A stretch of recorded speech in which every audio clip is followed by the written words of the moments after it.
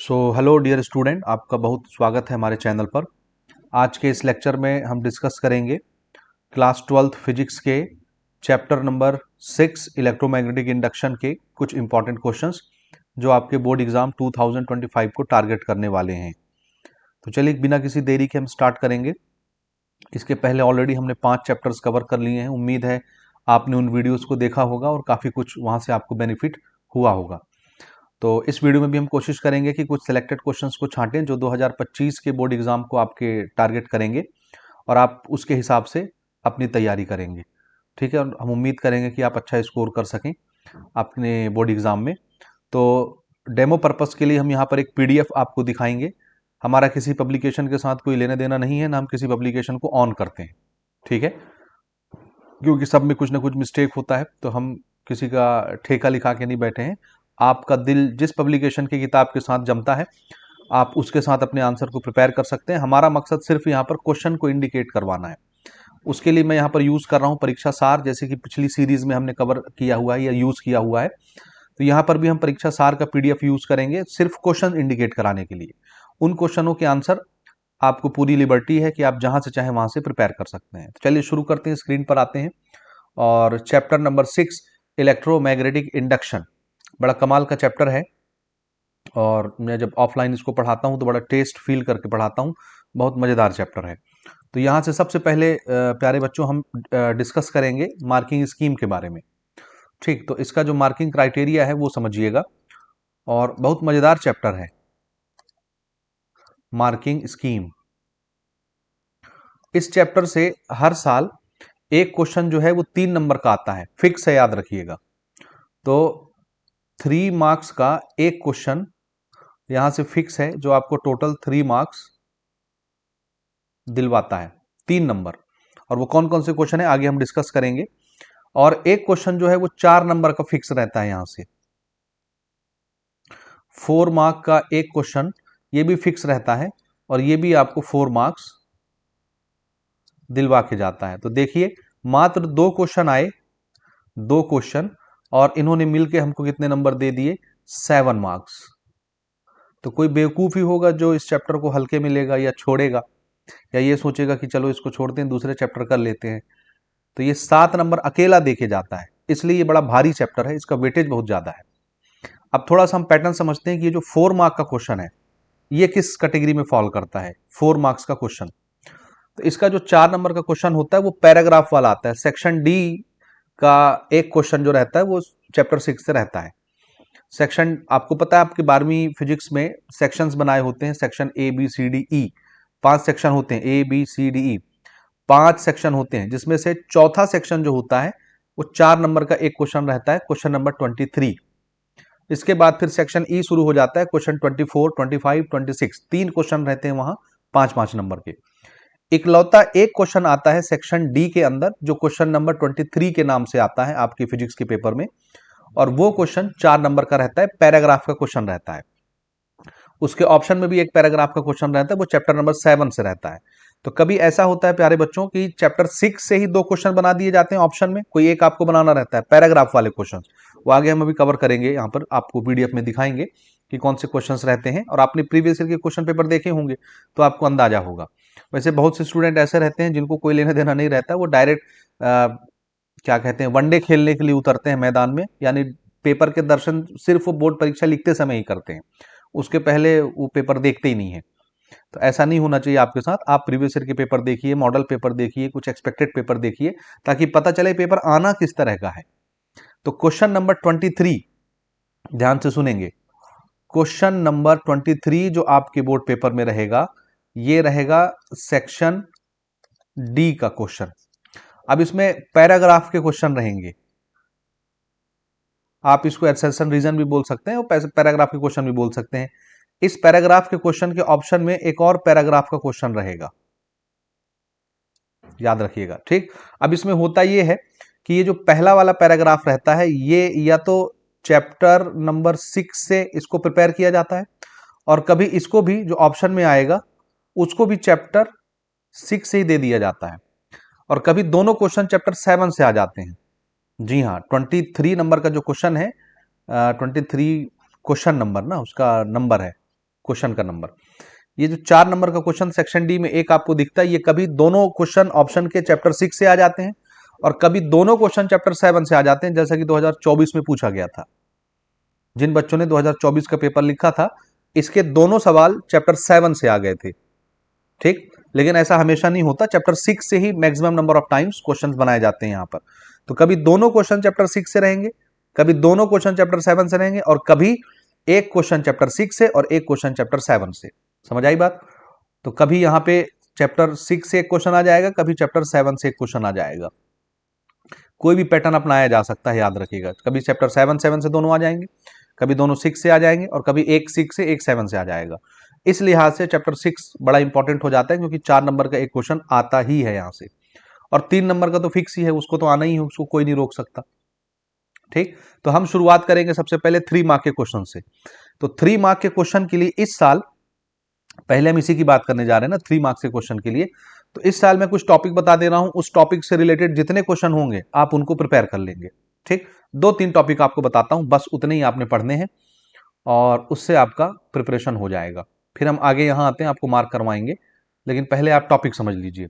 तो सबसे पहले यहां मैं इंडिकेट कर रहा हूं, आप उम्मीद करूंगा मैं कि आप पेन और पेपर लेके बैठेंगे और जो चीजें मैं मार्क करवा रहा हूं उसको आप अपने शब्दों में मार्क करेंगे।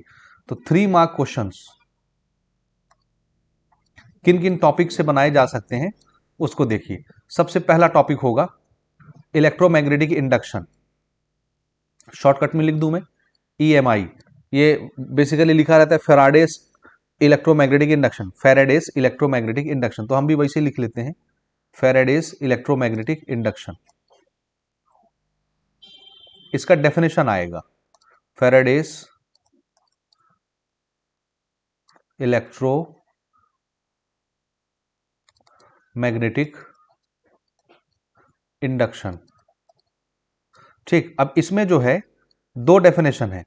पहला तो EMI का डेफिनेशन है कि इलेक्ट्रोमैग्नेटिक इंडक्शन किसको बोलते हैं, यानी इसके 2 लॉ हैं फेराडे के EMI के 2 लॉ हैं। पहला लॉ जो है इलेक्ट्रोमैग्नेटिक इंडक्शन का डेफिनेशन ही है सीधे सीधे, ठीक। तो पहला तो डेफिनेशन है, ये आपने प्रिपेयर करना है। और दूसरे इसके अंदर जो लॉ है वो है इंड्यूस्ड EMF किसके प्रोपोर्शनेट होता है या कितना होता है। तो दूसरा लॉ का सीधा सा डेफिनेशन है, magnitude of induced EMF is directly proportional to the change of rate of flux, ठीक। तो आप दूसरा जो नियम है वो ये है, EMF इज प्रोपोर्शनेट टू या directly proportionate to change of rate of flux d phi upon dt। तो मैं ये उसका फॉर्मूला लिख दे रहा हूं यहां पर, आप इसका डेफिनेशन प्रिपेयर करेंगे। समझ आई बात? तो इसका डेरिवेशन भी कभी कभी पूछा जाता है, डेफिनेशन भी पूछा जाता है, तो स्टेटमेंट भी लिखते हैं स्टूडेंट, और उसके बाद 2-3 लाइन का डेरिवेशन लिखते हैं जिसमें ये E = -d∅dt आता है, ठीक। ये 2 लॉ इलेक्ट्रोमैग्नेटिक इंडक्शन के फेराडे ने बनाए थे। तो ये दोनों लॉ आपको किसी भी हालत में प्रिपेयर कर लेना है, ये मोस्ट इंपॉर्टेंट है, यानी ये दिखेगा ही दिखेगा। तो एक क्वेश्चन तो ये हो गया। दूसरा क्वेश्चन देखिए जो आपको प्रिपेयर करना है। दूसरा क्वेश्चन पढ़ना आपको लेंजेस लॉ से, लेंजेस लॉ। अब लेंजेस लॉ से रिलेटेड भी बहुत सारे क्वेश्चन आपको दिखेंगे, तो इसमें भी कई तरह के सवाल बन सकते हैं, और ये भी आता है फेवरेट। अब ये याद रखिएगा, ये सिर्फ हम 3 मार्क के क्वेश्चन के लिए मार्क नहीं करा रहे, इनको आपको वैसे भी पढ़ना है, क्योंकि 4 मार्क के क्वेश्चन के लिए भी यही टॉपिक्स हैं। इन्हीं टॉपिक के ऊपर वो पैराग्राफ वाला क्वेश्चन बनाया जाएगा। समझ आई बात? इसलिए इनको कुछ भी करके आप, कैसो करके आप पढ़ लीजिएगा, इनके बिना कोई चारा नहीं है। समझ आई बात? तो दूसरा आपको पढ़ना है लेंजेस लॉ। अब लेंजेस लॉ के ऊपर भी बहुत तरह के क्वेश्चन आएंगे, जैसे लेंजेस लॉ डायरेक्शन बताता है इंड्यूस्ड EMF की। जब किसी भी मटेरियल के साथ या कॉइल के साथ लिंक होने वाला फ्लक्स जब चेंज होता है, तो उस कॉइल में एक इंड्यूस्ड EMF पैदा हो जाता है, उल्टी करंट फ्लो होने लगती है EMF के कारण। तो हमसे ये पूछा जाता है कि वो EMF की डायरेक्शन किधर होगी जो उसमें पैदा होगा, या उसमें जो करंट पैदा होगा चेंज होने वाले फ्लक्स को अपोज करने के लिए, उस करंट की डायरेक्शन क्या होगी। इंड्यूस्ड करंट की डायरेक्शन या इंड्यूस्ड EMF की डायरेक्शन आपसे पूछी जाती है, और ये डायरेक्शन बताता है लेंजेस लॉ। समझ आई बात? तो लेंजेस लॉ के अबाउट आपसे क्वेश्चन पूछा जाता है, ठीक। तो पूरा लेंजेस लॉ एक्सप्लेन करना आपको आना चाहिए। तो इसमें भी 2-3 कैटेगरी बन जाएगी ना। पहला इसका एक्सप्लेनेशन लेंजेस लॉ का, कि लेंजस लॉ किस तरह से काम करता है। पहली चीज तो ये होगी एक्सप्लेनेशन प्रॉपर, वो आप बार मैग्नेट आगे पीछे ले जाके कॉइल के सामने ऐसे आगे पीछे ले जाके आप इसको एक्सप्लेन करते हैं। तो ये क्वेश्चन मोस्ट इंपॉर्टेंट है, आता है इस साल के लिए तो खैर बहुत ज्यादा इंपॉर्टेंट है, याद रखिएगा। ठीक, इसका एक एक्सप्लेनेशन हो गया। दूसरा यहां से ये पूछा जाता है कि Lenz's law according to conservation of energy है या नहीं है। ठीक है, तो ये आपको एक प्रिपेयर करना है, लेंजस लॉ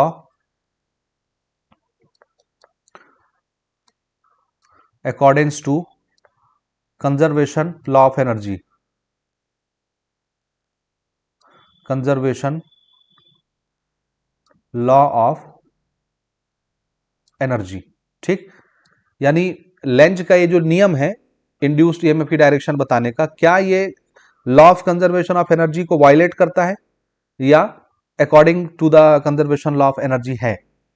ठीक है, एनर्जी के नियमों के सिद्धांत का पालन करता है कि उसके खिलाफ है, ये आपको एक्सप्लेन करना। ये भी एक मोस्ट इंपॉर्टेंट क्वेश्चन है, याद रखिएगा। ठीक है, तो ये दो चीजें लेंजस लॉ से आपको प्रिपेयर करना है। एक तो लेंजस लॉ का पूरा तरीका कि जब हम मैग्नेट को नजदीक लेके जाएंगे कॉइल के तो क्या होगा, करंट की डायरेक्शन किधर होगी। एक उसको दूर लेके जाएंगे तो करंट की डायरेक्शन किधर होगी। तो दो चीजें एक्सप्लेनेशन में आ गई। तीसरा, कंजर्वेशन ऑफ एनर्जी के सिद्धांत के तहत लेंजस लॉ है या उसके खिलाफ है, ये दो चीज। ठीक है, तो दो चीजें हो गई लेंजस लॉ से रिलेटेड। आगे जो क्वेश्चन आएगा मैं आपको इंडिकेट करवा दूंगा, अभी खैर मोटे मोटे शब्दों में समझते चलिए। तीसरा जो सवाल आएगा, तीसरा जो क्वेश्चन आएगा वो आना है एडी करंट के ऊपर, और एडी करंट के ऊपर वो जो 4 मार्क का क्वेश्चन होता है वो भी बनता है। इसलिए इन टॉपिक्स को आपको हर हाल में पढ़ना है। एक तो एडी करंट पढ़ना है और इसके अलावा इसके 3 एप्लीकेशन प्रिपेयर करने हैं। ये आपसे पूछा जा सकता है, एडी करंट और उसके कोई 3 एप्लीकेशन। ठीक है, वो आप अपने हिसाब से प्रिपेयर कर लेंगे। तो एडी करंट भी इस साल इंपॉर्टेंट है, 3 मार्क के क्वेश्चन के लिए पूछा जा सकता है या उसके कोई ना कोई एप्लीकेशन आपसे पूछे जा सकते हैं। ठीक, इसके अलावा कभी कभी ये होता है, अब मैं ये एक अल्टरनेट चीज बता रहा हूं ना, इसके अलावा कभी कभी एक क्वेश्चन ऐसा प्रिपेयर किया जाता है, एक क्वेश्चन 3 नंबर का 3 मार्क्स का एक क्वेश्चन ऐसे बनाया जाता है, मेरी बात ध्यान से सुनिएगा, कि एक छोटा सा डेफिनेशन देते हैं और एक न्यूमेरिकल देते हैं, दोनों को मिला देते हैं। डेफिनेशन होता है 1 नंबर का छोटा सा डेफिनेशन, 1 नंबर का 1 लाइन का आंसर, और उसके साथ एक छोटा सा न्यूमेरिकल चिपका देते हैं।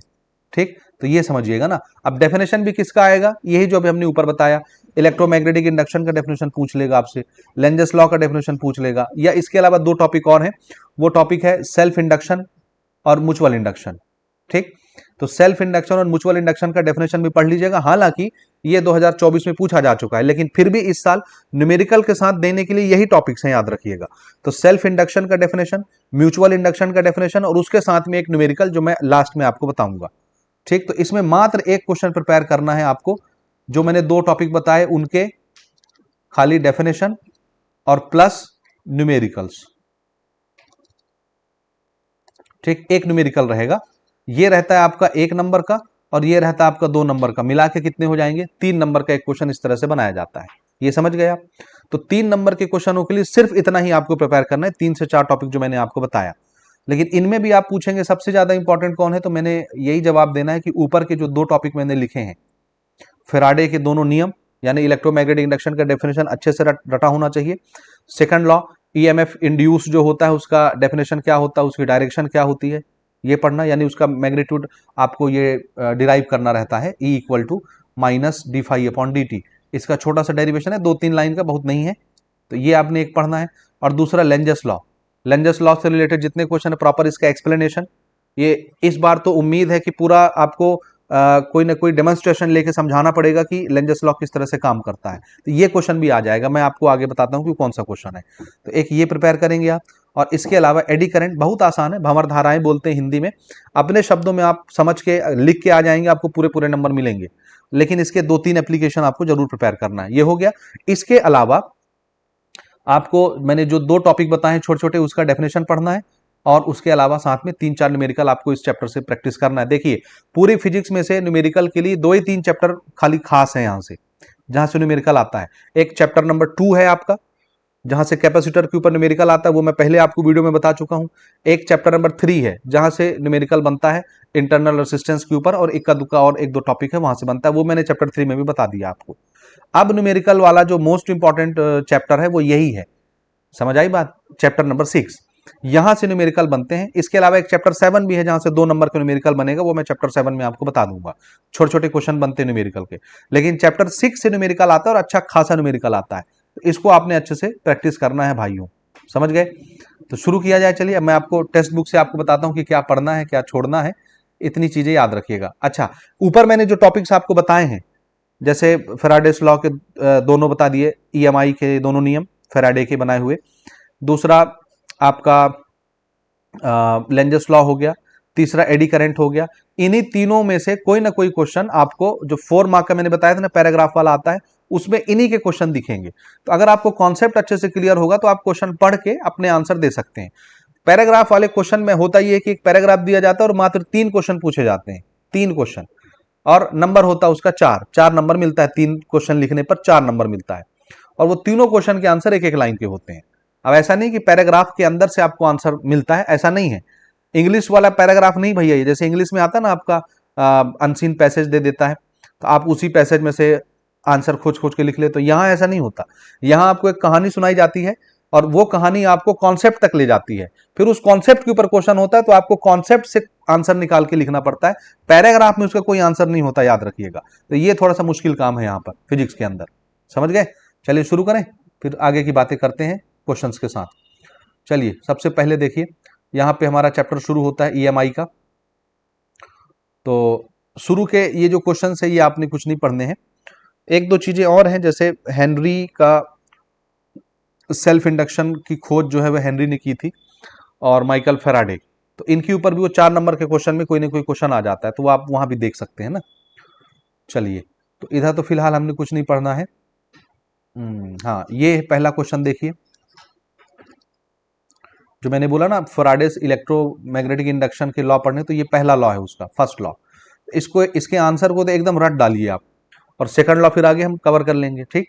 When there is a relative motion between magnet and coil, magnetic flux link with the coil changes and EMF induced in it. अपने शब्दों में भी आप लिख सकते हैं, हालांकि ये शब्द उतने प्रॉपर नहीं है, मैं इसको लिखाता हूं तो दूसरे तरीके से लिखाता हूं, लेकिन यहाँ पर फिलहाल मैं आंसर बताने के लिए नहीं बैठा हूं, मैं सिर्फ क्वेश्चन इंडिकेट करा रहा हूं। तो आप अपने शब्दों में इनको प्रिपेयर कर लीजिएगा। फैराडे का फर्स्ट लॉ इलेक्ट्रोमैग्नेटिक इंडक्शन का, ये आपने अपने शब्दों में प्रिपेयर करना है, हो गया, ठीक। Principle of alternating current generator, हाँ एक जनरेटर का टॉपिक भी है। कभी कभी यहां से एक क्वेश्चन और है जो मैं लास्ट में आपको दिखाऊंगा, डायनामो और जनरेटर बोलते हैं डायनामो को, है ना, डायनामो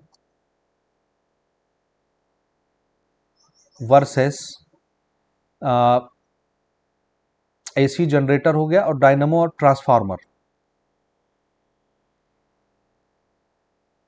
ठीक। इनके बीच में डिफरेंस पूछता है, डायनामो और ट्रांसफार्मर के बीच में डिफरेंस, ठीक है, जनरेटर और ट्रांसफार्मर के बीच में डिफरेंस। चलिए, वो तो आगे हम देखेंगे, आपको क्वेश्चन दिखाएंगे, फिलहाल हमने जितना बताया है उतना आपने प्रिपेयर करना है। तो छोटे छोटे क्वेश्चंस तो यहाँ से आते नहीं, 1 नंबर 2 नंबर के, तो बहुत टेंशन लेना नहीं, इनको आप छोड़ सकते हैं। वैसे नॉलेज के लिए आप पढ़ना चाहें तो पढ़ सकते हैं। ये देखिए, ये है second question, Faraday's second law of electromagnetic induction, ये आपको पढ़ना है, ठीक। As per this law the induced EMF is directly proportional to the rate of change of magnetic flux. इसको चाहो तो आप ऐसे लिख लो, ठीक, इस प्रकार से, या अगर ऐसे नहीं लिखना है तो मैंने ऊपर जो लिखा था ना, E is directly proportional to, ऐसे भी लिख सकते हैं, d phi upon d t, rate of change of magnetic flux, और इक्वल साइन लगा के आप माइनस साइन भी यहां पर लगा सकते हैं, minus d phi upon d t, इस तरह से भी आप इसको लिख सकते हैं। तो ये सेकंड लॉ यहां से पढ़ लीजिए, फर्स्ट लॉ वहां से पढ़ लीजिए, इतना भी लिख देंगे तो आपको 3 नंबर मिल जाएगा। तीसरी चीज इसमें पूछी जाती है, ये जो फॉर्मूला मैंने दिखाया ना, E proportionate to d phi upon d t, इसका डेरिवेशन पूछ लेता है, तो इसका डेरिवेशन भी आप प्रिपेयर कर लेंगे, तो 3 नंबर आपका यहां से प्रिपेयर हो जाएगा। खाली ये जो 2 क्वेश्चन मैंने मार्क करवाए, Faraday's first law of electromagnetic induction और Faraday's second law of electromagnetic induction, इनको आपको पढ़ना है, हर हाल में पढ़ना है, ठीक है। अब आगे बढ़ते हैं, यहां से मैग्नेटिक फ्लक्स वगैरह नहीं पूछा जाता। लेंजस लॉ का क्वेश्चन आया ना, ये देखिए, ये आपने पढ़ना है, इसको आपको हर हाल में पढ़ लेना है, लेंजस लॉ का। This is most important question. Write Lenz's law, this law is in accordance to which law, यानी ये जो लॉ है ये किस नियम के अकॉर्डेंस है। तो answer conservation of law of energy के अकॉर्डेंस है ये। आखिरी में आपको मिल जाएगा law of conservation of energy, ये लिखा हुआ है। ठीक, तो सिंपल सी चीज है, डायरेक्शन बताता है ये ईएमएफ इंड्यूस की, यानी किसी भी कॉइल में जिसमें फ्लक्स लिंक हो रहा है और वो फ्लक्स चेंज हो रहा है, तो उस कॉइल में ईएमएफ किधर इंड्यूस होगा, तो आंसर उस दिशा में इंड्यूस होगा, उस दिशा में इलेक्ट्रिक करंट पैदा होगी अपोजिट डायरेक्शन में, या ईएमएफ पैदा होगा जो चेंज होने वाले फ्लक्स को अपोज करेगा। तो अपोज करने के लिए, फ्लक्स के चेंज को अपोज करने के लिए जिस दिशा में ईएमएफ को इंड्यूस करवाना चाहिए उस दिशा में ईएमएफ इंड्यूस होता है। ईएमएफ की डायरेक्शन वही होती है जिधर चेंज होने वाले फ्लक्स को अपोज किया जा सके कि वो चेंज मत हो। ठीक, तो आप पढ़ के देखिए, according to this law the nature of induced EMF, nature की जगह आप डायरेक्शन भी लिख सकते हैं यहां पर, the direction of induced EMF is such that is it opposes the cause which produces it. समझ आई बात, जो फ्लक्स को चेंज करने का कारण है, कॉज है, जिसके कारण से फ्लक्स चेंज हो रहा है, ये उस कॉज को अपोज करता है ईएमएफ। तो जिधर अपोज करने के लिए ईएमएफ को डेवलप होना पड़ेगा वो उसी डायरेक्शन में डेवलप होगा, ये इसका आंसर है। So with the help of this law the direction of induced EMF can be determined, इसकी हेल्प से हम लोग ईएमएफ की डायरेक्शन को पता करते हैं। तो ये उसका फॉर्मूला है, E = -d∅/dt, जो मैं ऊपर लिख रहा था। नेगेटिव साइन इसमें इंडिकेट करता है कि जो ईएमएफ इंड्यूस होता है वो फ्लक्स चेंज के अपोजिट डायरेक्शन में होता है। तो यहां पर उतना अच्छे से इन्होंने नहीं लिखा है, मैं आपको बता दे रहा हूं। और ये लॉ किस लॉ के अकॉर्डिंग्स है, तो आंसर है कंजर्वेशन ऑफ एनर्जी के लॉ के अकॉर्डिंग्स होता है, लेंज का नियम ना। एक आपने ये प्रिपेयर कर लेना है। ठीक, अब आगे बढ़ते हैं। एक लेंजस लॉ आप प्रिपेयर कर लीजिए 3 नंबर के क्वेश्चंस के लिए। बाकी इधर कुछ नहीं करना है, इनको भी कुछ नहीं करना है। म्यूचुअल इंडक्शन, इसका डेफिनेशन पढ़ लीजिए। सेल्फ इंडक्शन और म्यूचुअल इंडक्शन का डेफिनेशन पढ़ना है ना, क्योंकि मैंने बोला ना एक न्यूमेरिकल चिपका देता है साथ में, तो कभी वो सेल्फ इंडक्शन पूछ लेता है, कभी म्यूचुअल इंडक्शन पूछ लेता है, तो दोनों के डेफिनेशन आप जरूर पढ़ लीजिएगा। जैसे यहाँ पर म्यूचुअल इंडक्शन, इसका डेफिनेशन पढ़ लीजिए। ये सेल्फ इंडक्शन है, इसका डेफिनेशन पढ़ लीजिए, क्योंकि इनके डेफिनेशन के साथ एक न्यूमेरिकल चिपकाएगा आपको। ठीक, तो इनको आपने पढ़ना है। सेल्फ इंडक्शन का कोई बहुत रॉकेट साइंस नहीं है जी। एक कॉइल में हमने करंट फ्लो करवाया, उस करंट के कारण मैग्नेटिक फील्ड बना, वो मैग्नेटिक फील्ड उसी कॉइल के साथ लिंक होगा। अब करंट अगर चेंज हुआ, क्योंकि अल्टरनेटिंग करंट 0 से इंक्रीज होता है, फिर डिक्रीज होता है, फिर इंक्रीज होता है, फिर डिक्रीज होता है, तो अगर करंट चेंज हो रहा है तो उससे बनने वाला मैग्नेटिक फ्लक्स भी चेंज होगा, और वो उसी कॉइल के साथ लिंक हो रहा है जिसमें हमने करंट को फ्लो करवाया है। तो अब अगर चेंज होने वाला फ्लक्स उसी कॉइल के साथ लिंक होकर चेंज हो रहा है, तो वो अपने ही ऊपर चेंज होने वाले फ्लक्स को अपोज करने के लिए एक उल्टी दिशा में ईएमएफ पैदा कर लेता है। तो जब एक कॉइल अपने ही बनाए हुए करंट के कारण, अपने ही बनाए हुए मैग्नेटिक फ्लक्स के चेंज के कारण अपने अंदर एक उल्टा ईएमएफ पैदा करता है अपने ही फ्लक्स को अपोज करने के लिए, उसको बोलते हैं सेल्फ इंडक्शन। समझ आई बात? तो आप पढ़ के देख लीजिए। When current flowing through the circuit, charges नहीं होगा ना, चेंजेस होगा। ये यहां गलत लिखा हुआ है, यहां क्या होगा, changes. And an induced EMF is set up in the same circuit which opposes the main current, then this phenomenon is known as self induction। ठीक है, पढ़ लेंगे। कहीं कहीं प्रिंटिंग मिस्टेक है, जहां जहां नजर पड़ती जा रही है हम इंडिकेट करवा देंगे। बाकी इसीलिए हम इनको ऑन नहीं करते कि जगह जगह इनके अंदर प्रिंटिंग मिस्टेक्स होती हैं। ठीक, एक ये आप पढ़ लीजिए, एडी करंट के क्या क्या डिसएडवांटेज है। एडवांटेज तो पढ़ना ही है, एप्लीकेशन तो पढ़ना ही है, साथ में थोड़ा सा डिसएडवांटेज भी पढ़ लो, क्योंकि इसमें एनर्जी का लॉस होता है। ठीक, a good part of electrical energy is wasted in the form of heat due to production of eddy current. Eddy current जहां भी बनेगा वहां हीट का लॉस तो हो भी करेगा। अब वो इलेक्ट्रिकल एनर्जी हीट एनर्जी में कन्वर्ट होकर लॉस हो जाती है। Eddy current produces unwanted electromagnetic damping. ठीक है, यानी मैग्नेटाइज डीमैग्नेटाइज ये चीजें होती रहती है, इसमें भी एनर्जी का लॉस होता है। ठीक है, तो ये चीजें पढ़ेंगे। अब देखिए 3 नंबर के लिए सबसे पहले ये जो मैं अब चीजें आपको बता रहा था ना शुरू में, छोटे छोटे डेफिनेशन प्रिपेयर करने के लिए, आप वहां से प्रिपेयर ना करना चाहें तो यहां से कर लीजिए। ये वो क्वेश्चन है जो आपको 3 नंबर दिलाएगा। What is electromagnetic induction, state Faraday's law of electromagnetic induction. इसी तरह के क्वेश्चन बनते हैं, याद रखना 3 नंबर के लिए। क्या पूछेगा, व्हाट इज इलेक्ट्रोमैग्नेटिक इंडक्शन, ये वैसे ही फैराडे का फर्स्ट लॉ है, इसका डेफिनेशन। EMI का डेफिनेशन ही फैराडे का फर्स्ट लॉ है। आगे उसने पूछ भी दिया है, state Faraday's law of electromagnetic induction. इन्होंने खाली क्या लिखा है, फैराडेस लॉ, जबकि फैराडे के तो 2 लॉ हैं, तो कौन सा लिखें। तो अगर फर्स्ट लॉ या सेकंड लॉ नहीं लिखा है तो इसका मतलब आपको दोनों लॉ लिखने हैं। तो अगर सिर्फ क्वेश्चन आता है state Faraday's law of electromagnetic induction, तो आपको दोनों नियम लिखने पड़ेंगे। और पहला जो नियम है उसमें EMI का डेफिनेशन ही है। Find out expression for induced EMF, ये पूछ लिया ना, जो ईएमएफ बनता है उसका डेरिवेशन आपको करना है, उसका एक्सप्रेशन निकालना है। तो ठीक है, यहां से फटाफट आप पढ़िए। सबसे पहले इन्होंने EMI समझाया है, आप भी इसको प्रिपेयर कर लीजिएगा। इलेक्ट्रोमैग्नेटिक इंडक्शन क्या होता है, वही है, किसी कॉइल में जब आप मैग्नेट को आगे पीछे करते हैं और उस कॉइल में मैग्नेटिक फ्लक्स लिंक होकर चेंज होता है, तो उस कॉइल में अपोजिट डायरेक्शन में EMF पैदा हो जाता है या अपोजिट डायरेक्शन में करंट पैदा होता है चेंज होने वाले फ्लक्स को अपोज करने के लिए। This phenomena is electromagnetic induction, अपने शब्दों में समझ के आप लिख सकते हैं।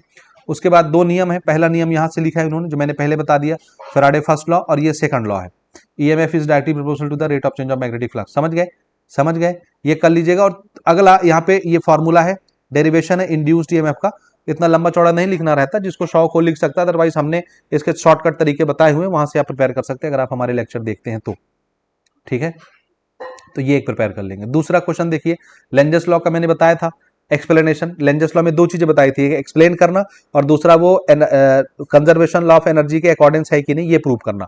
तो जो एक्सप्लेनेशन वाला पार्ट है वो ये है, ये आपने प्रिपेयर करना है 3 नंबर के लिए। Write Lenz's law and explain how it can be used to determine the direction of induced current. ठीक, तो ये आपने पढ़ना है कि जब आप एक मैग्नेट को कॉइल की तरफ लेके जाते हैं, तो मैग्नेट का नॉर्थ पोल अगर आप लेके जाते हैं तो सामने नॉर्थ पोल बन जाता है कॉइल में। ये मैग्नेट है, मैग्नेट का नॉर्थ पोल है, जैसे आप मैग्नेट के नॉर्थ पोल को कॉइल की तरफ लेके जाते हैं, इसमें नॉर्थ पोल पैदा हो जाता है, तो इस नॉर्थ पोल को ये नॉर्थ पोल आने नहीं देता, रिपल करता है, तो रिपल्शन के खिलाफ आपको जबरदस्ती वर्क करके इसको आगे ले जाना पड़ता है और इसका फ्लक्स चेंज होता है, तो इसमें फ्लक्स बढ़ता जाता है। जैसे जैसे आप नजदीक जाएंगे चेंज होने वाला फ्लक्स, लिंक होने वाला फ्लक्स इंक्रीज होता जाएगा, तो ये उसको अपोज करने के लिए उल्टी दिशा में फ्लक्स बनाएगा, सेम डायरेक्शन में फ्लक्स को बाहर निकालना है ताकि आने वाले फ्लक्स को कैंसिल किया जा सके। तो अकॉर्डिंग टू लेंजस लॉ आपको अपोजिट दिशा में इस डायरेक्शन में करंट फ्लो कराना पड़ेगा कि ये नॉर्थ पोल बन जाए, कॉइल के अंदर भी नॉर्थ पोल बन जाए, तभी वो नॉर्थ पोल को आने से रोकेगा।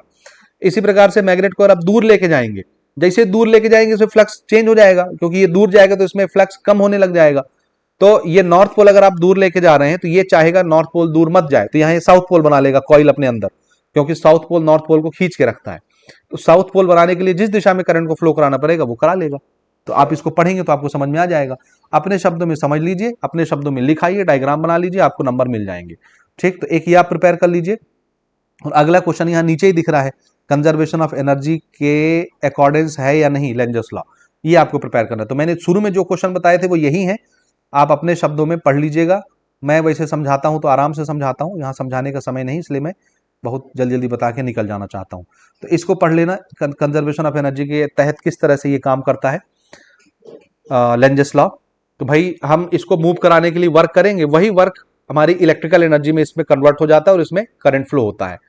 इलेक्ट्रिकल एनर्जी, क्योंकि आप इधर मैग्नेट को मूव कराते हो तो मैग्नेट को मूव कराने में आपको वर्क करना पड़ता है, और वर्क एनर्जी का प्रिंसिपल है कि वर्क या एनर्जी कभी डिस्ट्रॉय होती नहीं, जिस चीज पर आप वर्क करते हैं वो उसमें एनर्जी बनकर स्टोर हो जाती है। तो यहाँ मैग्नेट को घुमाने में वर्क करते हैं, वो वर्क मैग्नेटिक फील्ड के माध्यम से यहाँ पहुंच जाता है और इसमें करंट फ्लो होने लगती है, इलेक्ट्रिकल एनर्जी यहाँ आ जाती है। तो मैकेनिकल एनर्जी कन्वर्ट हो जाती है इलेक्ट्रिकल एनर्जी में। कोई अपने से करंट नहीं पैदा होता, कभी भी कोई भी एनर्जी अपने से क्रिएट नहीं होती, वो कोई ना कोई दूसरे रूप से ही कन्वर्ट होकर के आती है। तो अकलमंद को इशारा काफी, मेरा इतना बता देना बहुत काफी है, सफिशियंट है, आप आराम से इनको पढ़ के अपने आंसर को प्रिपेयर कर सकते हैं। ठीक है, तो ये आप जरूर प्रिपेयर कर लीजिएगा, this is most important question. ठीक, आगे बढ़ते हैं। सेल्फ इंडक्शन का खाली डेफिनेशन पढ़ना, बाकी कोई भी चीज नहीं पढ़ना है। हाँ, ये क्वेश्चन है जो मैं इस साल इंफेसाइज करूंगा कि आपको पढ़ना है, क्योंकि ये क्वेश्चन इस साल आपके क्वेश्चन बैंक में, आपके आदर्श पेपर में, आपके मॉडल पेपर में डाला गया है। ये मैं शुरू में आपको बता रहा था कि सेल्फ इंडक्शन आपसे पूछेगा और आपसे डेमोन्स्ट्रेशन मांगेगा कि कोई एक्सपेरिमेंट का डेमोन्स्ट्रेशन दो कि किस तरह से सेल्फ इंडक्शन काम करता है। समझ आई बात? तो यहां पर एक सर्किट लेकर के इन्होंने समझाया है कि किस तरह से सेल्फ इंडक्शन काम करता है। इसको आपने प्रिपेयर करना है भैया, ये इस साल इंपॉर्टेंट है। ठीक है, मैंने बता दिया, ये मॉडल पेपर में भी है, ये आपके एक्सपेक्टेड पेपर में भी है, ये आपके प्रश्न बैंक के अंदर भी डाला गया है, आदर्श क्वेश्चन के अंदर भी आपको ये मिल जाएगा। तो इसको आप इस साल प्रिपेयर कर लीजिए, थोड़ा सा पढ़ के देखिए, एक छोटा सा एक्सपेरिमेंट है भाई, कि हम सर्किट को चालू करेंगे तो क्या होगा, बल्ब कैसे तेज जलेगा, धीरे जलेगा। समझ आए? तो ये मैं जनरल शब्दों में आपको समझा देता हूँ। ये बल्ब लगा है यहाँ पे, देखो ये कॉइल लगा है, इसका कुछ ना कुछ सेल्फ इंडक्शन होता है। ये एक बैटरी लगी हुई है, ये वेरिएबल रेसिस्टर है, और ये स्विच लगा हुआ है, की टैपिंग की बोलते हैं इसको। ठीक है, हम क्या करते हैं, जैसे आप सर्किट को ऑन करेंगे, बटन को चालू करेंगे, करंट फ्लो होगा। जैसे करंट फ्लो होगा, ये क्या करता है, इसमें एक अचानक से करंट आती है, तो अचानक से जब करंट आती है तो करंट चेंज होती है, तो करंट बनाती है मैग्नेटिक फील्ड, तो इस कॉइल के साथ मैग्नेटिक फ्लक्स लिंक होता है, चेंज होता है, ये तुरंत उसको अपोज कर देता है, यानी उल्टी दिशा में करंट फ्लो करा के ईएमएफ बना करके आने वाले करंट को रोक देता है। जब आने वाले करंट को रोक देगा तो पूरी की पूरी करंट कहां से जाएगी, यहां से, तो बल्ब जो है तेज जलेगा। ठीक है, बल्ब क्या करेगा, तेज जलेगा, क्योंकि भाई ये दो रास्ते हो गए ना, ये सर्किट डायग्राम जो बना हुआ है, या तो करंट यहां से जाएगी या तो करंट यहां से जाएगी, ये जंक्शन है। समझ आई बात। तो अब आप इसको पढ़ के देखिएगा इन्होंने किस तरह से लिखा है, क्योंकि सर्किट डायग्राम के ऊपर आपने आंसर देना होता है। तो जिस तरह का आप सर्किट डायग्राम बनाएंगे उस तरह का आप एक्सप्लेनेशन समझाएंगे। मैं इसको थ्योरी लेक्चर में आराम से समझाता हूं इस तरह के डायग्राम बना के, कि भाई यहां पर हमने एक कॉइल लगा दिया, और इसके आगे बल्ब लगाया है यहां पर, ऐसे समझिएगा ना। एक सर्किट इस तरह से बनता है ये, और एक सर्किट किस तरह से बनेगा कि कॉइल और बल्ब हम पैरेलल में लगा देते हैं। ये कॉइल हो गया और यहां लगा दिया बल्ब, ऐसे। ठीक, तो अब यहां पर करंट के सामने दो रास्ते हो जाएंगे, ऐसे। ठीक, यहां स्विच लगा देना ऐसे। ठीक, ये आपकी बैटरी हो गई, ये बैटरी, और ये स्विच है। स्विच अच्छे से बना लेना भाई ना। ये आपका बल्ब है, और ये सेल्फ इंडक्शन वाला कॉइल है। तो सीरीज और पैरेलल किसी में भी लगा सकते हैं, तो हर तरह के सवाल यहां से बनाए जा सकते हैं। यहां पर जो डायग्राम बनाया गया है वो ये वाला है, पैरेलल वाला। तो भाई जब करंट यहां से आएगा, करंट के सामने दो रास्ते रहेंगे, या तो करंट इधर से जाएगा या करंट इधर से जाएगा। तो शुरू में क्या होता है कि पूरी की पूरी करंट कहां से जाती है, बल्ब से। क्यों, क्योंकि ये जो कॉइल लगा होता है, ये कॉइल क्या करता है, इस कॉइल को देखना, जैसे ही आप स्विच को ऑन करते हो, सर्किट में जो कॉइल लगा होता है, इंडक्शन कॉइल, ये क्या करता है, जैसे करंट आती है भाग से उसको अपोज करने लगता है, तुरंत ईएमएफ बनाएगा, अपोजिट डायरेक्शन में अपोज कर देगा, करंट यहां से जा ही नहीं करेगी। इस रास्ते से करंट ब्लॉक हो जाती है। तो पूरी की पूरी करंट कहां से आएगी, बल्ब से। तो बल्ब शुरू में बहुत तेज से जलता है, एकदम ब्राइट हो जाता है, और उसके बाद धीरे धीरे अपना पोजीशन कम करता है। तो फिर इसमें से धीरे धीरे करंट जाने लगती है। जब इसमें से करंट जाने लगेगी, इस बल्ब का करंट कम हो जाएगा, तो बल्ब फिर धीरे धीरे धीरे धीरे धीरे डाउन हो जाता है। समझ आई बात, समझे। इसी प्रकार जब आप सर्किट को बंद करते हैं, ऑफ करते हैं, तो ऑफ करेंगे तो यहां जो करंट जा रही थी वो करंट क्या हो गई, बंद हो गई। तो इंडक्टर क्या करता है कि करंट अगर कम हो गई तो उसको उसी डायरेक्शन में करंट चाहिए, क्योंकि करंट के कम होने से फ्लक्स चेंज हो जाएगा, तो वो सेम डायरेक्शन में करंट बना देता है। तो बल्ब जैसे आप स्विच ऑफ करते हो, बल्ब भग से बहुत तेजी से जलता है, उसके बाद धीरे धीरे धीरे धीरे बल्ब धीरे होता है और बंद हो जाता है। समझ आई बात। इस तरह से इसका एक्सप्लेनेशन रहता है। तो आप अपने शब्दों में इसको जरूर पढ़ के प्रिपेयर कर लीजिएगा। देख लेना, मैंने इसको पढ़ा नहीं है, हालांकि डायग्राम के हिसाब से सेल्फ इंडक्शन का जो है एक्सप्लेनेशन दिया जाता है। जैसा आप डायग्राम बनाएंगे वैसा आप एक्सप्लेनेशन देंगे। कोई जरूरी नहीं है कि आप इसी तरह के डायग्राम बना के एक्सप्लेनेशन दें, आप इस तरह के डायग्राम बना करके भी अलग अलग एक्सप्लेनेशन दे सकते हैं। मैंने अभी जो समझाया वो पैरेलल कनेक्शन के लिए समझाया, आप सीरीज का बना करके भी एक्सप्लेन कर सकते हैं। हमने अपने लेक्चर्स में दोनों को कवर किया हुआ है। ठीक, आगे बढ़ेंगे। तो फिलहाल जैसा यहां पर लिखा हुआ है आप इसको जरूर एक बार पढ़ के प्रिपेयर कर लीजिएगा, इस साल इस क्वेश्चन के आने की संभावना है। ठीक, आगे बढ़ते हैं। चलिए, सेल्फ इंडक्शन का डेफिनेशन पढ़ना है आपको, सेल्फ इंडक्शन का डेफिनेशन पढ़ना आपको, और इसका फॉर्मूला पढ़ना है। ठीक, ठीक है, ये पढ़ लीजिएगा, क्योंकि 2023 में आया है, 24 में भी 24 में नहीं आया है, 24 में दूसरा क्वेश्चन आया था सेल्फ इंडक्शन के ऊपर, तो 25 में पूछा जा सकता है। तो इसका यूनिट, डायमेंशन, फॉर्मूला, किन किन चीजों पर सेल्फ इंडक्शन डिपेंड करता है, तो एक बार आप सरसरी नजर से देख लीजिएगा। ठीक है, म्यूचुअल इंडक्शन भी एक बार आप देख लीजिएगा। इस साल हम इसको एम्फेसाइज नहीं करेंगे, हाँ डिफरेंस जरूर एक बार पढ़ लेंगे आप, डिफरेंस भी पूछा जा सकता है। ठीक, हाँ एडी करंट आपने पढ़ना है। तीसरा हमारा जो मेन क्वेश्चन था वो था एडी करंट का।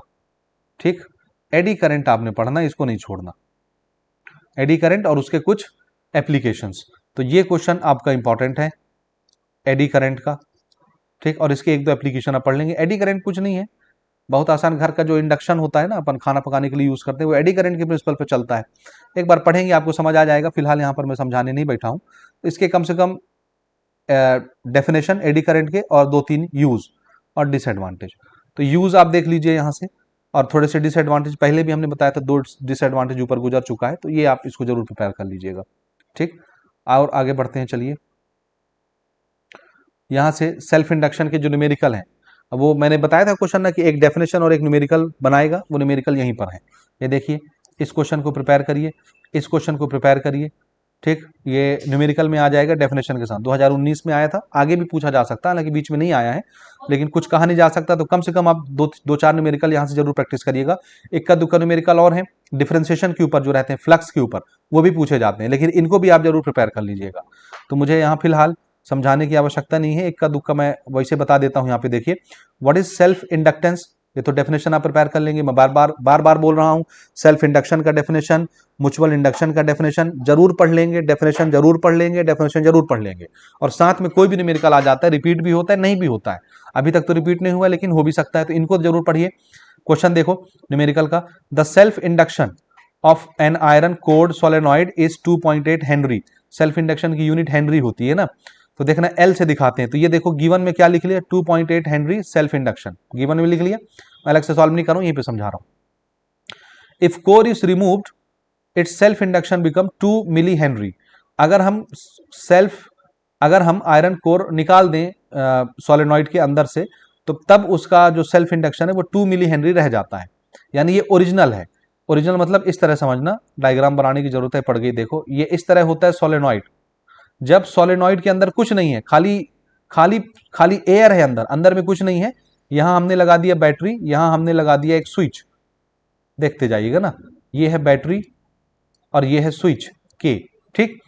तब इसमें करंट फ्लो होती है आई, और इसमें एक मैग्नेटिक फील्ड अंदर बनता है। आपने पढ़ा होगा अगर आपने लेक्चर अटेंड किए हैं, इस तरह के मैग्नेटिक फील्ड सोलेनॉइड के अंदर इस तरह बनता है, ठीक, ऐसे। ये मैग्नेटिक फील्ड है, मैग्नेटिक फ्लक्स है, ऐसा बोल दीजिए, ठीक है। तो अंदर में देखो कुछ नहीं है, एयर है। तो एयर जब रहेगा तो इसके अंदर का जो इसके अंदर जो मैग्नेटिक फील्ड बनता है, मैग्नेटिक फील्ड के फॉर्मूले से म्यू नॉट एन आई करके हम लोग मैग्नेटिक फ्लक्स निकालते हैं। तो उसमें से उन्होंने क्वेश्चन में क्या दिया है कि हमको क्या दिया हुआ है, यहां पर देखिए सेल्फ इंडक्शन कितना रह जाता है, 2 मिली हेनरी। यानी ओरिजिनल जब अंदर कुछ नहीं रहता तो उसका सेल्फ इंडक्शन एल नॉट से हम दिखाते हैं, ये कितना रहता है, 2 milli henry. L naught original self induction कितना रहता है, कॉइल का सेल्फ इंडक्शन यानी ये अपोज करता है अपने ही ऊपर लिंक होने वाले फ्लक्स को, तो कितना रहता है, 2 मिली हेनरी। मिली का मतलब होता है 10 टू द पावर -2, हेनरी तो रहेगा ही, मिली की जगह क्या लिख दिए, 10 टू द पावर -2, आगे इन्होंने लिखा होगा शायद, सॉरी -3 होता है, 10 टू द पावर -3, मैंने उल्टा लिख दिया। मिली का मतलब 10 टू द पावर -3, आप भी यहाँ पे नोट कर लीजिएगा, मिली यानी 10 टू द पावर -3 इन्होंने लिखा है, ये देखो यहाँ पर 10 टू द पावर -3 लिख दिया, 2 इंटू 10 टू द पावर -3 हो गया। लेकिन जब इसमें आयरन रॉड डाल देते हैं अपन, जब इसी के बीच में सोलेनॉइड के अंदर यहाँ पर एक आयरन रॉड डाला रहता है, सॉफ्ट आयरन रॉड, ये इसके अंदर एक आयरन का रॉड डाला रहता है, उस समय इसका जो सेल्फ इंडक्शन होता है वो सेल्फ इंडक्शन थोड़ा ज्यादा हो जाता है, क्योंकि आयरन का रॉड जो है वो सपोर्ट करता है मैग्नेटिक फील्ड को, तो इसके अंदर फिर सेल्फ इंडक्शन हो जाता है 2.8 हेनरी। तो आयरन रॉड डालने के बाद 2.8 हेनरी इसका कोफिशिएंट ऑफ सेल्फ इंडक्शन हो जाता है। यही चीज यहां पर इन्होंने लिखी हुई है, दिख रहा है ये, एल की वैल्यू 2.8 है, एल नॉट की वैल्यू 2 मिली हेनरी, मिली को उन्होंने 10 टू द पावर -3 लिख लिया, ठीक। अब पूछ रहा है what is relative magnetic permeability, relative magnetic permeability यानी म्यू आर परमेबिलिटी, और इसका रिलेशन ये होता है कि आयरन कोर डालने के बाद self induction divided by original self induction. यही चीज म्यूचुअल इंडक्शन में भी आता है, देखो आयरन कोर डालने के बाद mutual induction, coefficient of mutual induction और ओरिजिनल म्यूचुअल इंडक्शन, इनका रेशियो ही रिलेटिव परमेबिलिटी कहलाता है। समझ आई बात? तो कुछ नहीं करना, ये फॉर्मूला बस याद रखना है, एल अपॉन एल नॉट या M upon N M naught, ठीक है। सादा जो रहेगा ओरिजिनल वो नीचे रहेगा ओरिजिनल, और आयरन रॉड डालने के बाद जो म्यूचुअल इंडक्शन है सेल्फ इंडक्शन बचेगा वो ऊपर रहेगा। बस कुछ नहीं करना, इनको डिवाइड करना है। तो देखिए 2 से ये कैंसिल हो जाएगा, 2 1 जा 0.24 जा 1.4 आया, और 10 टू द पावर -3 ऊपर जाके +3 हो जाएगा, ये बन गया 1.4 इंटू 10 टू द पावर 3। अब दोनों सेम सेम चीजें डिवाइड हो रही हैं तो यूनिट कैंसिल हो जाएंगी, कोई यूनिट नहीं आएगा, ये रिलेटिव परमेबिलिटी है। बिल्कुल इसी प्रकार से इसको भी बनाया गया, आप देख सकते हैं आराम से बन जाएगा, कोई दिक्कत नहीं है, ठीक। तो इसको आप प्रिपेयर कर लीजिएगा। आगे बढ़ते हैं, ये क्वेश्चन देखिए सेल्फ इंडक्शन के ऊपर प्लेन सर्कुलर कॉइल के लिए 2024 में पूछा जा चुका है, तो आपको अभी इसको प्रिपेयर नहीं करना, ठीक। इसी प्रकार से म्यूचुअल इंडक्शन का भी ये क्वेश्चन आया था, वो भी आपको प्रिपेयर नहीं करना है, ठीक। तो ये सब चीजें जो अभी आपको दिख रही हैं इनको आप छोड़ दीजिए, नहीं पढ़ना है। ये देखिए ये सोलेनॉइड के लिए 2024 में पूछ चुका है, हालांकि सबसे ज्यादा इंपॉर्टेंट था, अगर 24 में नहीं आता तो 25 में जरूर आता। ये सोलेनॉइड के लिए सेल्फ इंडक्टेंस निकालना रहता है, तो वो 2024 में आ चुका है, और म्यूचुअल इंडक्शन भी आ चुका है, इसलिए दोनों क्वेश्चन हम यहाँ पे छोड़ेंगे, इनको नहीं पढ़ेंगे, ठीक है, इनको छोड़ देंगे। ये देखिए ये म्यूचुअल इंडक्शन भी 2024 में आ चुका है सोलेनॉइड के लिए, तो ये भी हम छोड़ रहे हैं, इनको भी हम नहीं कर रहे। अब सिर्फ आपको यहां से न्यूमेरिकल प्रैक्टिस करना है बस, आखिरी में 2-3 न्यूमेरिकल दिए हैं वो आपने पढ़ना, और ये 4 नंबर के क्वेश्चन पैराग्राफ वाले जितने क्वेश्चन आपको दिख रहे हैं ये आपके इलेक्ट्रोमैग्नेटिक इंडक्शन के ऊपर भी आएंगे, ये आपके एडी करंट के ऊपर भी आएंगे, और ये आपके लेंजेस लॉ के ऊपर भी आएंगे। तो इनको आपको पढ़ना है क्योंकि ये 4 नंबर देखे जाएंगे, यही है पैराग्राफ वाले क्वेश्चन। समझ गए? ठीक, जैसे यहां पे देखिए, जल्दी जल्दी मैं आपको बताता हूं। पहला क्वेश्चन है, electricity and magnetism are closely related to each other. ये क्वेश्चन इंपॉर्टेंट है भाई ना, ये क्वेश्चन इस साल इंपॉर्टेंट है क्योंकि यही सेम क्वेश्चन आपके प्रश्न बैंक में डाला गया है और आपके आदर्श पेपर में भी डाला गया है, मॉडल पेपर में भी है। समझ आई बात? सेम क्वेश्चन, इसलिए हल्के में नहीं लेना, आराम से पढ़ना, अच्छे से प्रिपेयर करना। इलेक्ट्रिसिटी और magnetism are closely related to each other, एक दूसरे से कनेक्टेड रहते हैं। 19वीं शताब्दी में हंस क्रिश्चियन ऑर्स्टेड ने एक धोखे से एक्सपेरिमेंट किया था, and Ampere experimentally prove that current flowing conductor produce magnetic field. किसी कंडक्टर में अगर करंट फ्लो होता है तो मैग्नेटिक फील्ड बना सकता है। ये ऑर्स्टेड ने एक्सपेरिमेंट किया था, बताया था, एम्पियर ने किया था, उन्होंने बताया था। And after many years of this their discovery, Michael Faraday and Henry, इनके डिस्कवरी के कई साल के बाद माइकल फैराडे और हेनरी ने एक्सपेरिमेंटली इनको प्रूव भी कर दिया लैब के अंदर।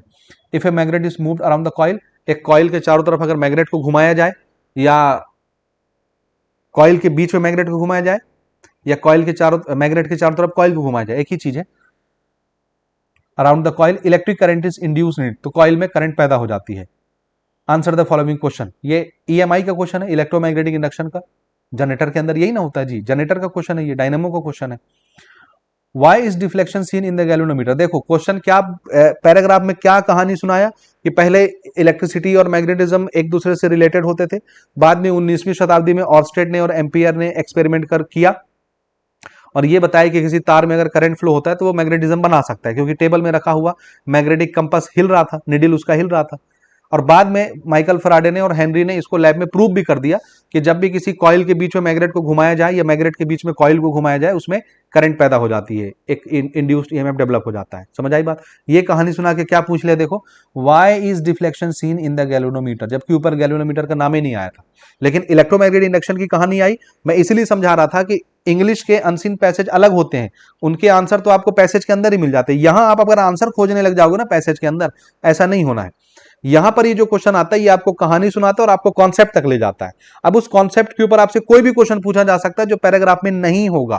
तो देखो ना, गैल्वेनोमीटर नहीं है पैराग्राफ में, लेकिन पूछ दिया question, why is deflection seen in the galvanometer connected to a coil if a magnet is moved around it. अगर हम गैल्वेनोमीटर के आसपास मैग्नेट को ऐसे मूव कराएं तो वो कॉइल ऐसे हिलने क्यों लगती है बिना करंट के भी? तो उसका आंसर देखिए, because magnetic flux linked with the coil changes and induce current flows through it. ठीक, आप अपना आंसर प्रिपेयर कर सकते हैं, उतना डिटेल मैं आपको यहां नहीं बताऊंगा। The square and rectangular loop both are moved with the same velocity in uniform magnetic field acting normally to their planes, for which loop do you expect induced EMF to be constant? For rectangular loop EMF remains same as for this loop, rate of change of area remains same when it moves out of the field. Answer आप prepare कर लेंगे। What are main discoveries of Michael Faraday and Henry? Michael Faraday के कुछ important discoveries लिखिए और Henry के कुछ important discoveries लिखिए। तो माइकल फैराडे का तो पहला यही है, इलेक्ट्रोमैग्नेटिक इंडक्शन का डेवलपमेंट किया था इन्होंने। दूसरा, डायनामो या जनरेटर का डेवलपमेंट किया था। तीसरा, ट्रांसफार्मर का डेवलपमेंट किया था। और हेनरी ने सेल्फ इंडक्शन का फिनोमिना बनाया था। ठीक, ये याद कर लीजिएगा। अगला जो क्वेश्चन आपको दिख रहा है ये भी मोस्ट इंपॉर्टेंट है, ये भी आपको इस साल प्रश्न बैंक वगैरह में दिखेगा और प्रश्न बैंक के अलावा आदर्श पेपर में दिखेगा, इसको भी पढ़ लीजिएगा।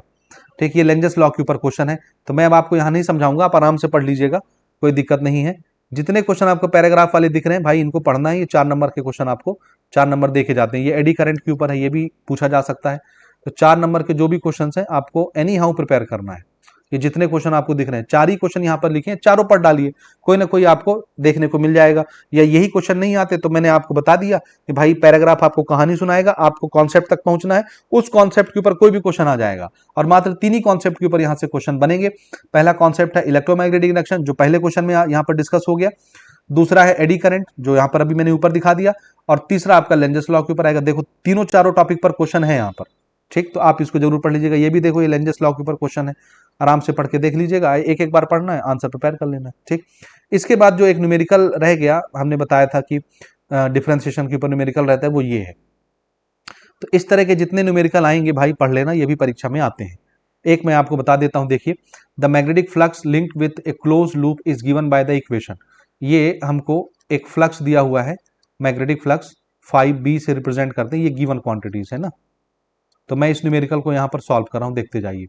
कितना दिया है, 6t² plus 7t plus 1, where 5 is in milliweber में है, एंड t सेकंड में, टाइम जो है सेकंड में। फाइंड द इलेक्ट्रोमोटिव फोर्स यानी EMF induced at time t equal to 2 second. EMF चाहिए, तो हम सीधी सी बात जानते हैं, we know that EMF is equal to क्या होता है, minus d phi upon d t. D phi upon d t का ये मतलब होता है कि भाई आपको क्या करना है, डिफरेंशिएशन करना है फाई का। D upon d t is differentiation, तो देखिए E is equal to minus d upon d t, phi की वैल्यू रख दीजिए। फाई की वैल्यू क्या है, 6t² प्लस 7t प्लस 1, इसका करना है हमको डिफरेंशिएशन। अब डिफरेंशिएशन का एक छोटा सा नियम याद रखिएगा ना, यहां पर मैं बता देता हूं। d अपॉन डी एक्स करना है, मान लीजिए x to the power n का, तो इसमें यह होता है कि पावर सामने आ जाता है और x का पावर एक कम हो जाता है। यह डिफरेंशिएशन का फॉर्मूला है जो ऑलमोस्ट 99% केस में काम करता है, समझ गए। अब देखिए इसका हम डिफरेंशिएशन करते हैं ना, देखते जाइएगा।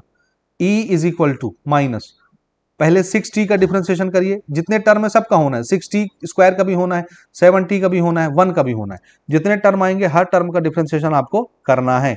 तो इसका कैसे करेंगे, देखिए 6 है, t² का 6 तो बाहर निकल जाएगा डिफरेंशिएशन से क्योंकि वो कोफिशिएंट है, नंबर है। t² का डिफरेंशिएशन t के रेस्पेक्ट में, तो 2 सामने आ जाएगा और t का एक पावर कम हो गया, ठीक। इसी प्रकार से 7 बाहर निकला, t का डिफरेंशिएशन क्या हो जाएगा, 1, ठीक है। यहां पर अलग अलग हम चाहें तो इनको डिस्ट्रीब्यूट कर सकते हैं, क्योंकि इसमें आपको दिक्कत हो सकता है, तो मैं इसको अलग अलग बता देता हूं, है ना। हम क्या करते हैं, जितने टर्म रहते हैं हर टर्म का डिफरेंशिएशन अलग अलग कर देते हैं। जैसे देखो 6t² का डिफरेंशिएशन अलग कर दिए, ठीक। इसी प्रकार से d upon d T 7t का अलग कर दिए, इसी प्रकार से d अपॉन डी टी 1 का अलग कर दिए, ठीक। समझिएगा, जितने टर्म हैं हर टर्म का डिफरेंशिएशन अलग अलग होता है। माइनस क्या होगा, देखो इसमें 6 पहले बाहर निकल गया, ठीक। अब t का स्क्वायर बस बचा, तो 2 सामने आ गया और t का पावर एक कम हो गया, तो 2 पहले था, पावर एक कम कर दिया, कितना हो गया, पावर 1। इसमें 7 बाहर निकल गया, t का पावर 1 है, 1 में एक और घटाए 1 किए तो कितना हो गया, 0। तो किसी भी चीज का पावर 0 1 हो जाता है, खाली 7 बाहर निकला, t का t के रिस्पेक्ट में 1 हो जाता है, 7 बस बचेगा। और 1 तो कांस्टेंट है, कांस्टेंट का डिफरेंशिएशन 0 होता है, समझे। ये बचा माइनस 6 दूनी 12 t और प्लस 7, समझ आई बात। और आप चाहें तो ब्रैकेट ओपन करेंगे तो सारी चीजें निगेटिव हो जाएंगी, जैसे ये हो जाएगा -12t और प्लस माइनस माइनस 7, ये आ गया ईएमएफ की वैल्यू। लेकिन ये अभी फॉर्मूला बना, आपसे जो ईएमएफ पूछा गया है वो कहां पूछा गया है, देखिए क्वेश्चन हमसे पूछा गया है सवाल, find the electromotive force induced at time t equal to 2 second.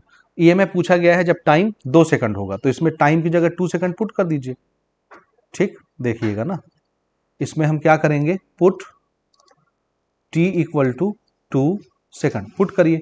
Therefore electromotive force is equal to -12, यहां t आया 2 पुट कर दिए और -7, कितना बचेगा, देखो 12 दूनी 24 और -7, माइनस माइनस प्लस होता है, 24 और 7 जोड़ेंगे तो -31 आएगा। ये ईएमएफ आ गया और इसकी यूनिट क्या दी हुई थी, मिली वेबर, ठीक। ये आ गया हमारा आंसर। इस तरह से आपको डिफरेंशिएशन करके ईएमएफ का आंसर निकालना रहेगा, ठीक। हर क्वेश्चन बिल्कुल इसी प्रकार से बनेगा, ठीक है। तो जितने सवाल आपको यहां पर दिख रहे हैं आप उनको इसी प्रकार से प्रिपेयर कर लीजिए। ये दिख रहा है ना, अच्छा मिली वोल्ट, सॉरी इसकी यूनिट बनेगी ना, ये तो इलेक्ट्रोमोटिव फोर्स जो है वो आपका पोटेंशियल डिफरेंस होता है, तो बेसिकली पोटेंशियल डिफरेंस का यूनिट वोल्ट होता है, तो यहां पर आप मिली वोल्ट लिख लेंगे, ठीक। वेबर तो फ्लक्स की यूनिट होती है, फाई की, फाई ये जो ऊपर आपको दिया हुआ है फाई, ये फाई को फ्लक्स बोलते हैं, इसकी यूनिट वेबर होती है। तो मिली वेबर में दिया हुआ है तो ईएमएफ की यूनिट वोल्टेज होती है, तो मिली वोल्ट इसकी यूनिट बन जाएगी। तो मेरे ख्याल से जितने क्वेश्चन सब एक समान है, डिफरेंशिएशन बस करना है, नियम आप समझ चुके हैं, तो आप इनको आराम से बना सकते हैं, ठीक। जितने क्वेश्चन आपको इस प्रकार के दिख रहे हैं आप जरूर इनको प्रैक्टिस कर लीजिए, ठीक। बाकी क्वेश्चन छोड़ दीजिए, कोई जरूरी नहीं है। इनको जो प्रीवियस ईयर में पूछे गए हैं एक बार जरूर इनको बना लेना। ये नंबर ऑफ टर्न्स वाले वायर वाले क्वेश्चन भी आ जाते हैं, फ्लक्स वाले, ठीक। तो इनको भी एक बार जरूर प्रैक्टिस कर लीजिएगा। मैं फिलहाल यहाँ पे उतने न्यूमेरिकल सॉल्व नहीं करा रहा, लेकिन इनको आप प्रिपेयर जरूर करेंगे। प्रीवियस ईयर में जो सवाल पूछे गए हैं उनको जरूर जरूर जरूर आप प्रैक्टिस करिए, ठीक। जैसे ये क्वेश्चन है, इनको प्रैक्टिस करिए, इस क्वेश्चन को प्रैक्टिस करिए। बहुत कम है क्वेश्चंस न्यूमेरिकल आते हैं यहाँ से, इसलिए बार बार कह रहा हूँ प्रैक्टिस करिए। प्रीवियस ईयर के जितने भी क्वेश्चन आए हुए हैं नहीं छोड़ना है, आपने पढ़ना है, ठीक। फार्मूला याद रखिए, एटलीस्ट फार्मूले के ऊपर क्वेश्चन बन जाएगा। जैसे सेल्फ इंडक्शन का फार्मूला होता है, कोएफिशिएंट ऑफ सेल्फ इंडक्शन का फार्मूला होता है L is equal to flux per unit current. ये फार्मूला होता है जब एक टर्न रहती तार में, एक टर्न, ठीक। तो बहुत सारे टर्न जब रहेंगे तो नंबर ऑफ टर्न से मल्टीप्लाई हो जाएगा, n फाई अपॉन आई, ये फार्मूला हो जाएगा। इस तरह से फार्मूला याद रखिए। नंबर ऑफ टर्न आपको क्वेश्चन बताएगा, फ्लक्स की वैल्यू बताएगा, करंट की वैल्यू बताएगा, डिवाइड करेंगे आपको सेल्फ इंडक्शन मिल जाएगा। जैसे इस क्वेश्चन में देखो, व्हाट इज मैग्नेटिक फ्लक्स पूछ लिया, और क्वेश्चन क्या दिया देखना ना, 1.5 एम्पियर करंट, करंट की वैल्यू बता दिया, करंट की वैल्यू बता दिया 1.5 एम्पियर, ठीक। Flowing through a coil having 400 turns, turns number of turns कितना दिया है 400। एक कॉइल में इतनी करंट फ्लो हो रही है जिसमें 400 टर्न है। The magnetic flux linked with each turn off the coil is this, ये फ्लक्स बता दिया, फाई की वैल्यू, हर टर्न के साथ कितना फाई, कितना फ्लक्स लिंक हो रहा है, 0.4 इंटू 10⁻⁻5 वेबर। तो आपसे क्या पूछा, find the self induction of the coil. तो सेल्फ इंडक्शन का फॉर्मूला होता है N phi upon I, value रख दीजिए, N की वैल्यू कितनी है 400, फ्लक्स कितना लिंक हो रहा है 0.4 इंटू 10⁻⁻5 डिवाइडेड बाय करंट कितना है 1.5। इसको सॉल्व कर लीजिए, ठीक है। डेसिमल डेसिमल वैसे ही खत्म हो जाएगा, और जैसे आप इसको सॉल्व करेंगे आपको आंसर मिल जाएगा, ठीक। तो आप सॉल्व करके इसको लिख सकते हैं, आराम से इसका आंसर निकल जाएगा। डेसिमल हटा लीजिए, 15 से डिवाइड कर लीजिए, ठीक है। तो आपको आंसर मिल जाएगा यहाँ से 106.6 10⁻⁻5, ठीक। तो ये आंसर आपका आ जाएगा, एडजस्टमेंट करने पर ये आंसर आ जाएगा, ठीक। तो मैं इसको सॉल्व नहीं कर रहा, आप कर सकते, मेरा काम था सिर्फ मेथड बताना, ठीक है। ये हो गया। इसके अलावा ये एक क्वेश्चन है जो आपके प्रश्न बैंक वगैरह में डाला गया है, डायनामो और इलेक्ट्रिक मोटर, ये प्रिपेयर करना। और कभी कभी डायनामो और ट्रांसफार्मर के बीच में भी आपसे डिफरेंस पूछा जा सकता है, तो एक झलक आप इसको देख लीजिएगा, ये आपके प्रश्न बैंक के अंदर है, ठीक है, क्वेश्चन बैंक के अंदर। तो इसको जरूर प्रिपेयर कर लीजिएगा। तो इस चैप्टर में इतना ही प्रिपेयर करना आपने, 7 नंबर कहीं नहीं गया, 4 नंबर का एक पैराग्राफ का क्वेश्चन नहीं छोड़ना आपने, और 3 नंबर के जो मैंने 2-4 टॉपिक बताए हैं वो आपको पढ़ना है, एज वेल एज न्यूमेरिकल जो मैंने इंडिकेट करवाए हैं। तो फिलहाल इस वीडियो में इतना ही है, और कोई क्वेश्चन हो तो आप जरूर कमेंट करके पूछ सकते हैं। तो मिलते हैं अपन अगले किसी वीडियो में, अगले चैप्टर्स के साथ, अगले इन्फॉर्मेशन के साथ।